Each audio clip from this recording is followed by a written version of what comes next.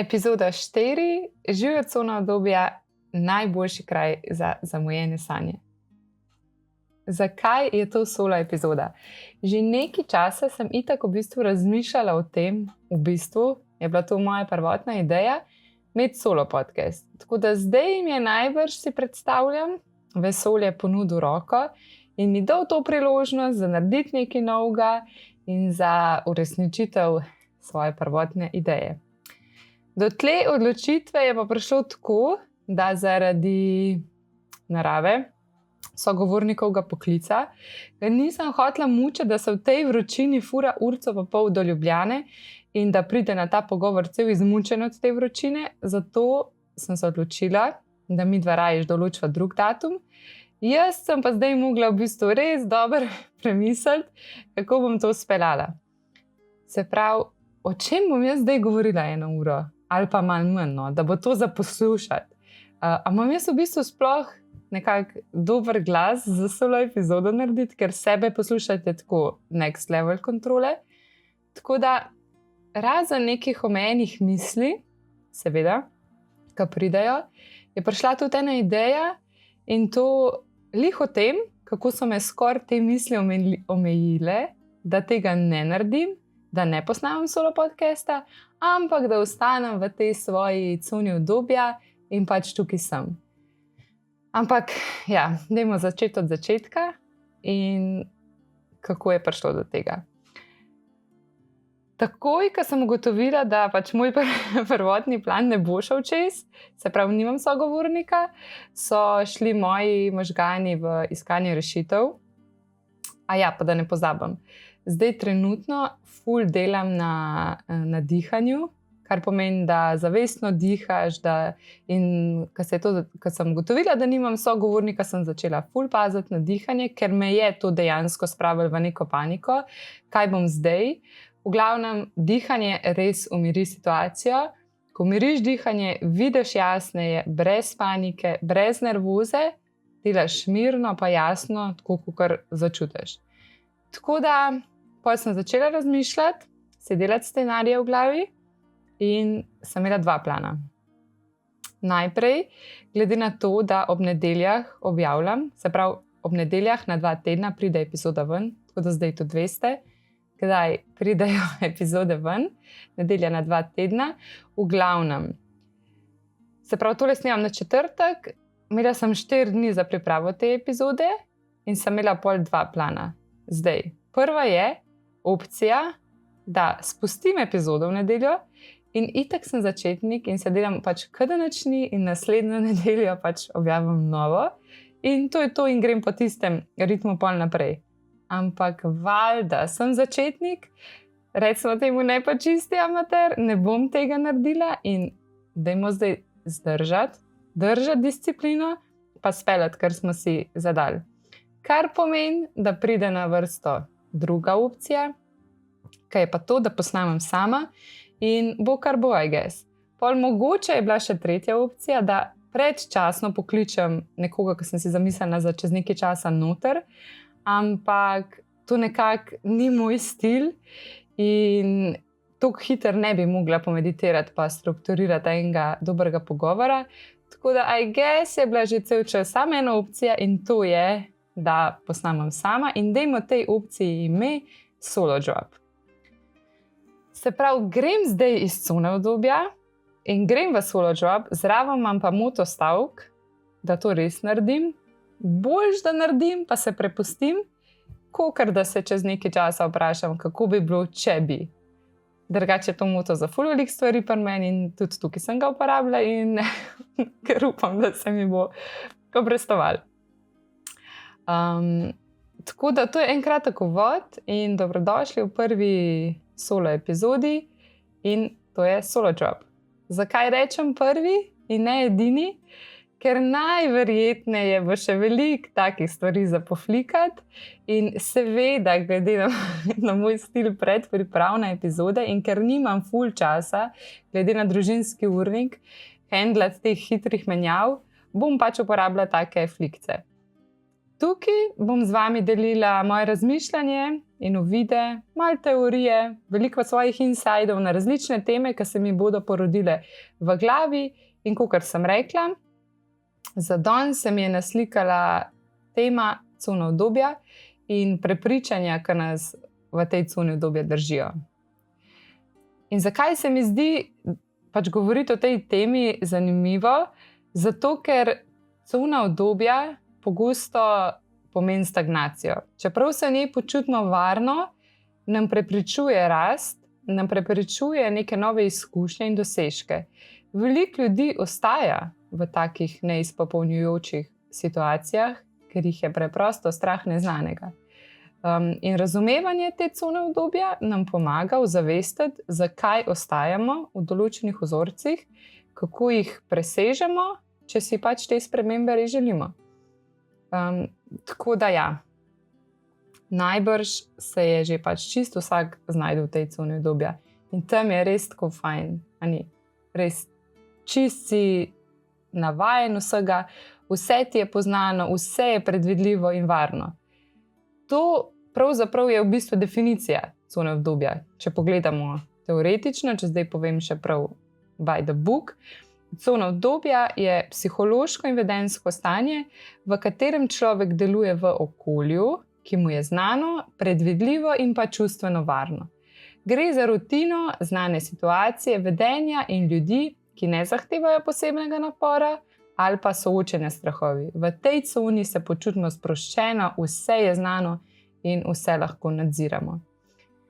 In jaz sem bila v bistvu kar dolg časa v tej svoji coni obdobja. Obdobje varne službe, ki me sicer ni izpopolnjevala ali pa navdihovala kaj preveč, mi pa je dala veliko izkušenj. Obdobje dolgoletnih navad pa rutin, ki ti nekako pomagajo, da kakor se da lagano prideš čez life oziroma čez dan, brez da bi zdaj nekaj še posebej zraven razmišljal. Pol pa se začneš malo tako čuden počutiti, malo začneš razmišljati, počutiš se malo utesnjenega, sprašuješ se, a je to res to, da vsak dan delam isto, neka služba, ki je na pol dolgočasna, od 9 do 5, kjer se itak ne počutiš dobro, pol mogoče imaš še malo težav z avtoriteto, pa sodelavci, pa počutiš se, da nisi dosti dober, pa ne moreš na telovadbo, ker bi si tako popoldne želel, ne moreš imeti svojega urnika, ker bi si tako želel. In ugotoviš, da ti je udobno, ampak nekako ti tudi ni več udobno in vidiš, da je obdobje ena velika iluzija in dolgoročno nas to pol vodi v to stagnacijo. In da občutek praznine, frustracijo ali pa tesnobo. Vse živo se ti lahko začne dogajati, kar je pa v bistvu sam posledica tega, da se nočeš premakniti iz tukaj, ki ti je udobno. Ne? In na zunaj je res vse videti tako stabilno pa varno, ampak res znotraj sebe pa pol začneš čutiti, da ne rasteš več, da ti nekaj manjka. In v tej coni obdobja sicer res, da nimamo nobenega tazga stresa, da bi rekel, ampak tudi nobenega napredka ali pa veselja do življenja tukaj ni.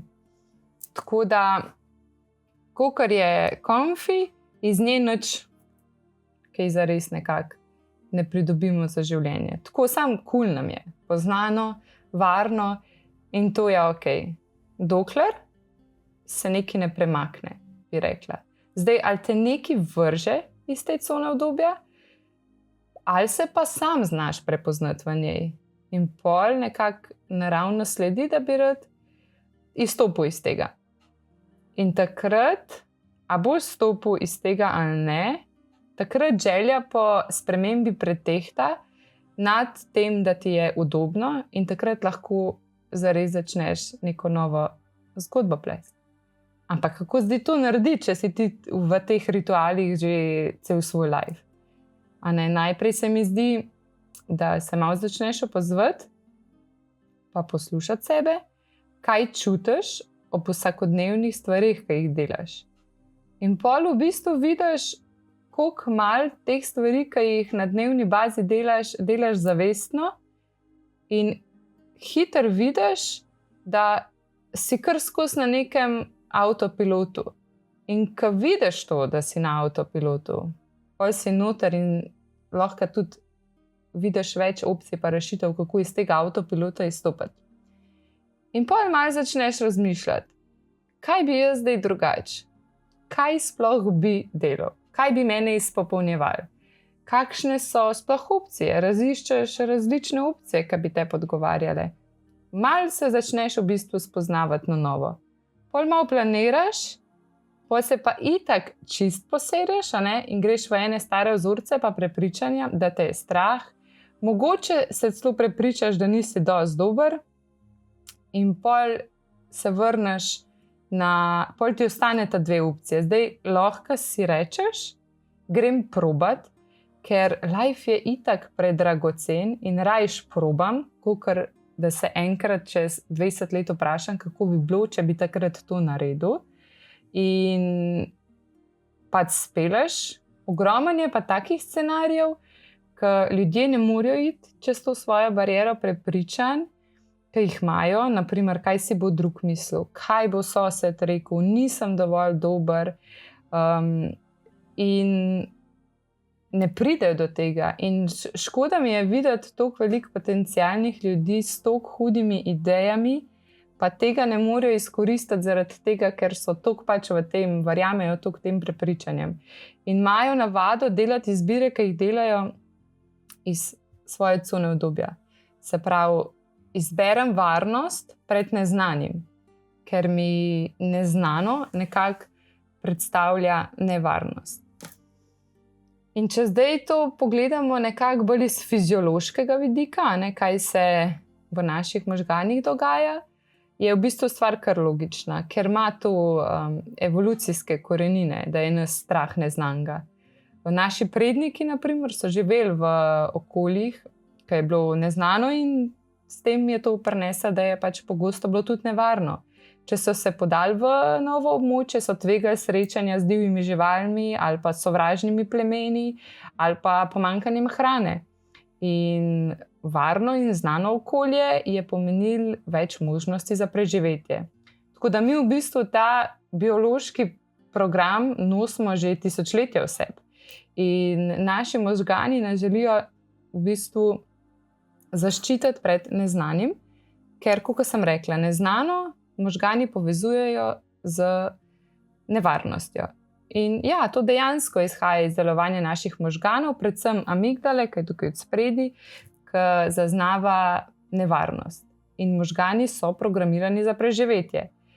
Zato se mi izogibamo neznanega. Stvari, ki so znane, so varne, tudi če niso dobre.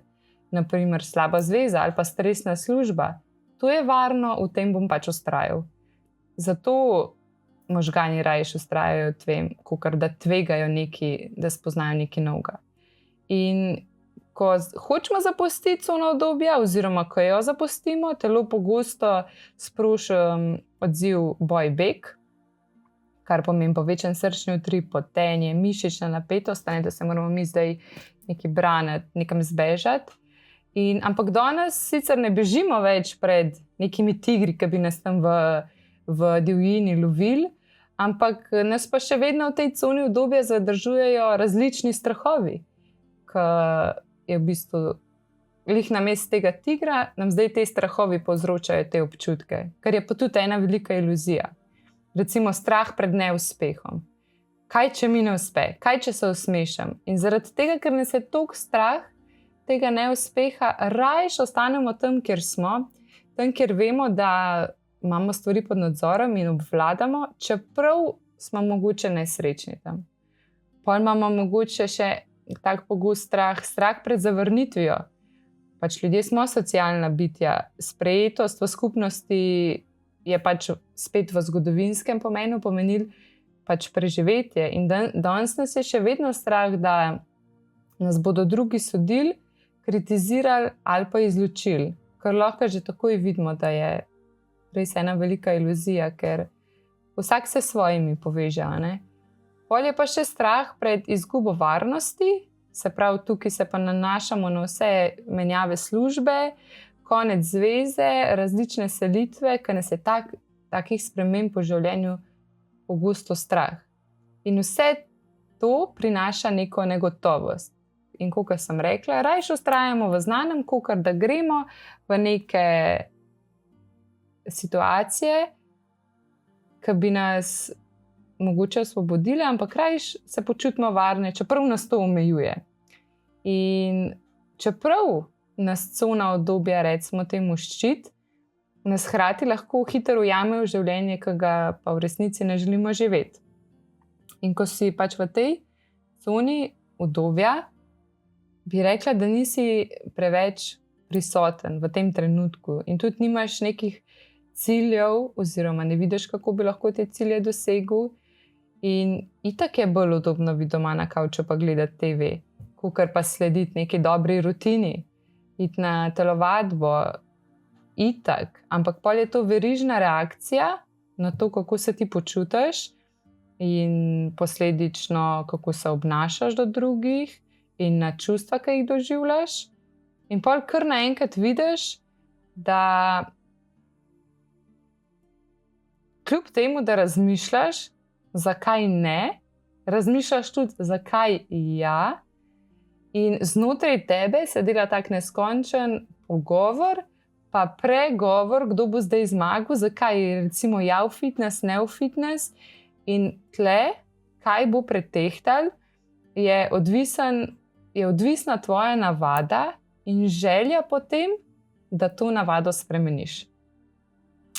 In itak že vsi vemo, da navade krojijo naš tek življenja. In treba se je navaditi na to, treba se je navaditi na dobre navade.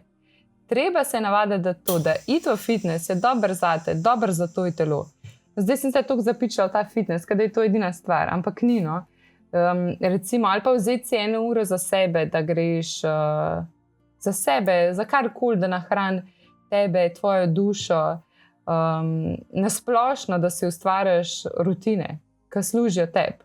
Pač to je nujno.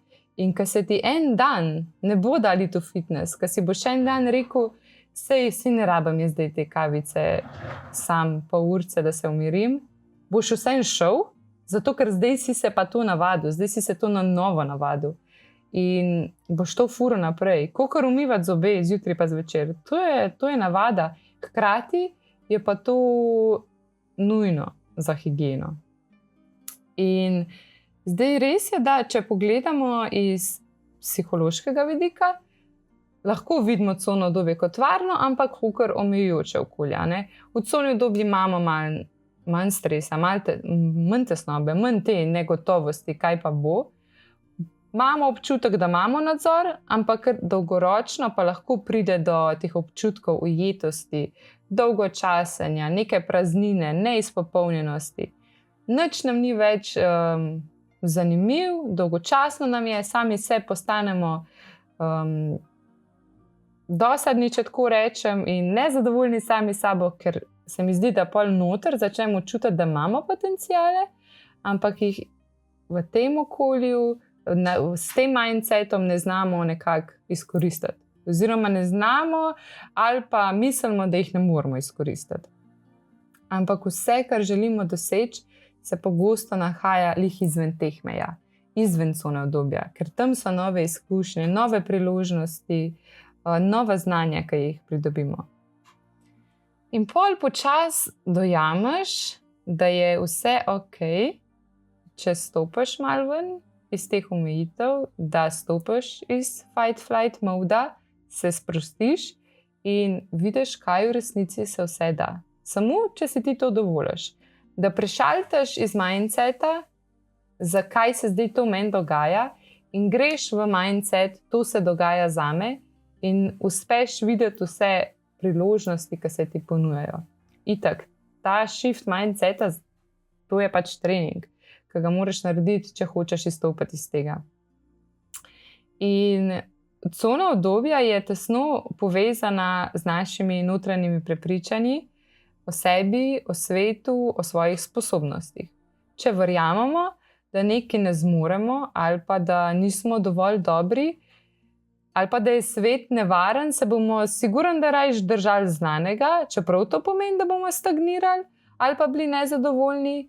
In prepričanja so tiste, ki oblikujejo naše meje, cone obdobja, kam bomo mi posegali, pa kam ne bomo. Recimo, prepričanja, nisem za podjetništvo, to je preveč tveganj, boljše je imeti slabo razmerje, kakor da sem sam, javni nastopi so grozni, jaz tega ne znam, ni šans. In tukaj, ko se poglobiš vase, je ključno ozavestiti svoje prepričanja, ker koliko bo naša cona obdobja široka ali pa ozka, je odvisno pač od njih. In s tem, koliko možnosti za rast si sploh dovolimo, je tudi spet odvisno od naših prepričanj, kaj verjamemo o sebi in o svetu. In pol moraš tukaj malo začeti raziskovati sebe. Kako nekako deluješ, po katerem programu deluješ, oziroma čez kjer filter gledaš na svet. In nekako prej, ko to ugotoviš, boljše je za tebe. Tako da, dajmo zdaj malo razložiti ta prepričanja, da bomo bolj razumeli, kaj nas sploh omejuje. Se pravi, zelo pomembno je nekako razumeti, da so prepričanja kakor en temelj cone obdobja. Prepričanja določajo, kaj si mi mislimo, da je za nas sploh možno in kako dojemamo sebe pa svet. In prepričanja so lahko misli ali pa stavki, ki jih sprejmemo za svojo resnico. To je za nas absolutno res. Čeprav pogosto to iz objektivnih vidikov pač ni sploh resnica, je lahko daleč od tega. In ta prepričanja so lahko zavestna. Naprimer, jaz vem, da ne maram nastopati. Lahko so nezavedna, recimo ne zavedam se, da se v globini bojim, da nisem dovolj dober in mogoče zaradi tega nočem nastopati. Poleg zavestnih, pa nezavednih, se pa naša prepričanja oblikujejo tudi skozi družino, se pravi, kaj so nam govorili starši, stari starši, tete, strici, kaj je bil njihov program, ko so ga delili z nami, pol skozi družbo, skozi neka družbena pričakovanja, norme, ki jih moraš dosegati, potem pa skozi izkušnje, tvoji uspehi, neuspehi, travme, to vse oblikuje, kaj mi verjamemo. In prepričanja so kot res nek filter, skozi katerega mi gledamo na svet. In če je ta filter negativen, se pravi, da imaš ti negativno izkušnjo, naprimer z iskanjem službe, boš v vsaki novi priložnosti, ki se ti bo pojavila, videl neko grožnjo. Zdaj tako nisem dovolj, ker mi na podlagi prejšnje izkušnje ni uspelo dobiti službe, ki sem si jo zdaj zamislil, si zdaj to vidim kot grožnjo, pa naslednji prijavi, da to mi itak ne bo uspela, ne? In ne probaš, ne greš ven iz tega, ne daš si neke priložnosti, da bi na novo dobil drugačno izkušnjo, ker prejšnja izkušnja, če se je že zgodila, kot da bo zdaj čist drugača, ampak ker si ne daš te priložnosti, ne boš pač nikoli vedel. In dam recimo več teh primerov, to so v bistvu primeri nekih omejujočih prepričanj. Se pravi, nisem dovolj dober, dovolj dobra. Posledica tega, ker si ti rečeš, nisem dovolj dober, ne poskušaš novih stvari, ker že na avtomatu misliš, da ti to ne bo uspelo. Pa to v resnici nobeden ni rekel, da ti ne bo uspelo, ampak to ti misliš in zaradi tega ne poskušaš novih stvari. Pol nimam talenta za X stvar. Posledica tega je, da pač ne razviješ svojih sposobnosti, zato ker misliš, da se itak ne splača truditi, ker nimaš talenta za to. Tle je recimo ful pomemben, da raziščeš veliko različnih stvari, ki te zanimajo in tako, ki izvirajo iz tebe, res noter, ki te zanimajo, in pol vidiš v bistvu, koliko nekih talentov pa sposobnosti imaš, sam zdaj, če jih boš razvil, pa nekaj dobrega iz tega naredil. Pol imamo še eno omejujoče prepričanje, ki je tako zanimivo, če bom izstopal, me bodo obsojali, posledica tega je pa to, da skrivaš svoje talente ali pa mnenja, da ne bi izstopil iz množice. Čeprav se velikokrat izkaže, da da ljudje, ki ne povejo svojega mnenja iz različnih vidikov, imajo zelo dober vpogled na različne situacije in lahko to res ful doprinese. Recimo, nekdo tega sploh ni pomislil, kar si ti pomislil, a ne? In lahko na koncu rata en ful dober izdelek, če bi ljudje bili tako suvereni pa delili ta mnenja z drugimi. In tukaj je fajn, da se zavemo, da naša prepričanja res niso edina pravilna. Samo verjamemo jim, ampak to niso absolutna dejstva. Na tem svetu je ogromno teh prepričanj. Vsak ima v bistvu svoj set prepričanj, v katerih deluje, katerih smo se naučili, katere smo pridobili. In lahko se tudi vsega tega odučimo in se naučimo novih, za nas bolj funkcionalnih prepričanj in da nas bodo peljali do cilja, ki smo si ga zadali. Tle pa seveda itak en trik, ne? Da ne popustiš takrat, ko je težko, da vztrajaš in si toliko fokusiran in discipliniran na svoj cilj, ki si ga želiš doseči, in hkrati, da si razumevajoč do sebe, da razumeš, da pač nič, da dopustiš temu, da nič se ne naredi iz danes na jutri, da vse pač terja svoj trening. Se pravi, če si ti zdaj 20 let ali pa 30 ali pa 40 živel v enem setu prepričanj, bo to zdaj nekaj časa trajalo, da jih zdelitaš, ne? In da se navadiš na to, da tudi druga prepričanja ti ne povzročajo nekih stresnih situacij in da je pač tam varno. In itak nas noben ne štopa, ne? Vsi mislimo, da moramo rezultate pokazati pač takoj, ne? Ampak kdo je rekel, da je ta časovnica omejena? Pač imamo, v resnici je pomemben sam zdajle, pa ta trenutek in kaj bomo v tem trenutku ustvarjali, za vse ostalo imamo pa tako neomejeno časovnico. Da se razvijamo, da delamo za sebe, da izdelamo svoj set prepričanj, ki bo res dober za nas, ki nam bo služil in ki bo funkcionalen. In pomemben je, da se sprejmeš, a ne, vsak dan, in če greš vsak dan za 1% naprej in ozavestiš to, kaj delaš in si prisoten v tem, kaj delaš, lahko pol začneš hoditi po tej novi poti in se na novo spoznaš. Kako pa, tle se mi pola ne pojavi nekako vprašanje, kako bi sploh prepoznal, po katerih setih prepričanj zdaj ti deluješ. In to lahko vsak ugotovi z nekimi vprašanji, ali pa če si dobro prisluhneš in pogledamo, kako se počutimo ob določenih stvareh, ki jih delamo in kaj nam sporoča nekako naše telo. Naprimer, neka taka vprašanja, ki bi bila za razmislek, kaj bi naredila, če te ne bi bilo, ali pa naredil, če te ne bi bilo strah česarkoli. A bi si dovolil to probati, ali vse ne? Ali pa, kje se počutiš, da si vedno znova na istem mestu, da si v enem ciklu, a ne, da se skozi nekaj ponavlja. A je zdaj čas, da iz tega ven izstopiš, ali se bo to še kar v neskončnost ponavljalo? Ali pa, katera je tista misel, ki ti pride prva v glavo, ko želiš nekaj spremeniti? Ali je to neka misel v tem, kaj te trenutno moti, ali je to neka ideja, ki bi jo rad sprobal? Kaj so tiste misli, ki pridejo v tvojo glavo, ko si želiš nekaj spremeniti? Ali pa recimo telesni znaki, ki se pojavijo. Se pravi, neka tesnoba, ko pomisliš na spremembo. Zdaj to je fajn, da razdelaš, zakaj te ta tesnoba grab, da si postaviš neka vprašanja v smislu, me je samo strah, da res tega nekaj novega, ali so tudi druge ovire, ki jih moram preseči. To je dejansko vprašanje za vsakega posameznika, ki ga mora razdelati. Politik se začnejo dogajati, tako neki dialogi v glavi, pa nek glas, ki ja, ne, in pa imaš te notranje boje.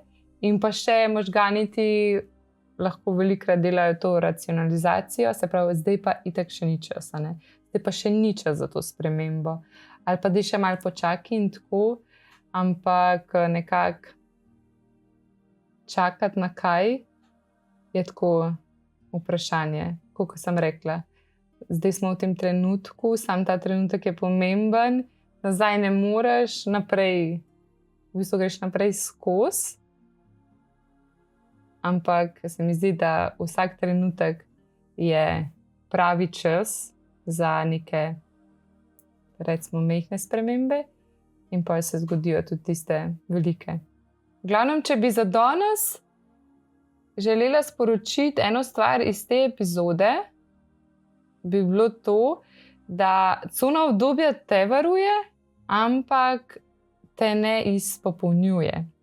In življenje res ni tukaj zato, da ga preživimo varno, ampak da ga zares živimo. Da živimo film v svoji glavi, ki smo si ga zamislili, čeprav itak vem, kako se zdaj to sliši v oblakih, ampak nekako, ko to začneš početi, pol vse ostalo sledi. In res je najlažje ostati tam, kjer nam je poznano, ampak tle, ker nam je poznano, nikoli ne bomo srečali nove verzije sebe. Mogoče une prave, take, ki bi mogel biti, ker nas res ne tako, kot zid so ta prepričanja, ki nas omejujejo. In ne boš spoznal tiste verzije, ki sanja bolj na glas, ki si želi upati več, ki si želi začeti bolj živeti v skladu s sabo.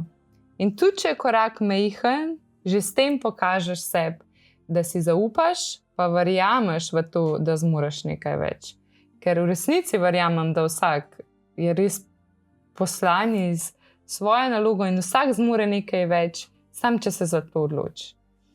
In če dam par nasvetkov za počasno, oziroma pač v toku, trajno spremembo,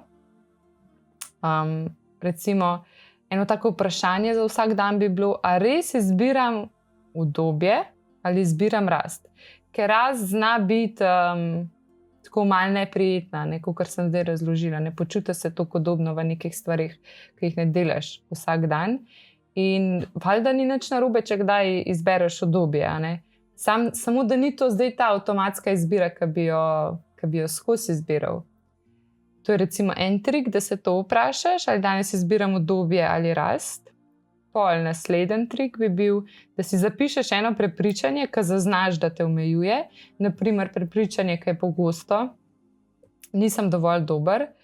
In se vsak dan vprašaš, kaj pa če to ni res? Kaj pa če jaz sem dovolj dober? Sam moram stopiti iz tega okvirja, da temu verjamem. In preprosto začneš dvomiti v ta statement, nisem dovolj dober. Dvomiš in s tem nekako izbrišeš celoten njegov vpliv. Pol naslednji trik bi bil, da si daš dovoljenje, da začneš nekaj delati nepopolno. Vsak je nekje začetnik, ne more biti vse v začetku perfektno, ker z izkušnjami dobivaš recimo temu pol perfektno sliko, če tako rečem, ampak na začetku pa res ne more biti, kljub temu, da si ti želiš, da je vse perfektno. Kakor recimo, tukaj dam lahko svoj primer, ko sem začela ta podcast, ful sem si želela, da je pač takoj od štarta vse perfektno. Ampak vidim z vsako epizodo, ko grem mimo, da ne more biti. Da jaz se pri vsaki epizodi nekaj novega naučim. Kako bi to, in pa ko delaš refleksijo, pa naslednji je boljši in pa naslednji bo spet boljši. In tako nekako zdelitaš to prepričanje, da mora biti vse popolno. Potem se lahko narediš še nekaj za sebe, da se povežeš z ljudmi, ki so že korak pred tabo, se pravi, da se pogovarjaš z ljudmi, ki so že uspeli v nekih stvarih, ki so si upali narediti nekaj, kar si ti ne upaš. In to lahko totalno spremeni tok tvoje poti, ker pol tle lahko vidiš, da tudi oni so bili enkrat na začetku in tudi oni so se ukvarjali z istimi vprašanji, ki se zdaj ti ukvarjaš, ampak njih zdaj vidiš, da jim je uspel, ki so se pač porinili čez to in tudi tebi bo, ki se boš porinil čez to. Sam da si upaš. In pa neka taka stvar, da kad ti nekaj majhnega uspe, da to praznuješ, valjda. Če si nekaj naredil, kar ti je bilo prej tako nepredstavljivo, da bi to sploh kadarkoli naredil, daj zdaj praznuj, da si to naredil, daj bodi vesel, daj bodi v teh občutkih pa ponosen na sebe, da si upal, da si probal to in uspel ti je, tudi če ti ni čistko, kar si zamislil vse, šel si čez to omejitev si šel in uspel ti je. Tako da praznovanje je res koda za več sprememb, da jih pol narediš, ker vidiš, da se da. In nekako moje zaključno sporočilo tukaj bi bilo, da ne čakati na pravi trenutek in ne čakati na to, da boš bolj pripravljen, ker cona obdobja ti bo zmer še petala, da še ni čas, da nisi še dosti pripravljen, da moraš še to in pa lahko kar ne greš naprej. Ampak ti si tisti, ki določa v resnici, kdaj je čas, da nekaj narediš. Sam pahance rabiš čez to. In če si danes samo prisluhnil tej epizodi, je v bistvu to že znak, da se nekam premikaš. Mogoče še ni ogromen korak, ampak sigurno je pa prvi korak začetek v to smer. Začetek nekega novega odnosa do sebe, ki ga lahko zgradiš. Tako da hvala, da si bil tukaj z mano v prvi epizodi Solo Dropa. Upam, da vam je bilo všeč. Zame je bilo to iz cone obdobja. Bolj vetrovno rečemo temu, ampak neskončno bolj živo. In tukaj lahko res pokažem sebe. In če kaj privoščem vsakmu, je to, da vsak res zaživi sebe. Tako da hvala, ker si mi prisluhnil danes in se veselim naslednje epizode. Se poslušamo.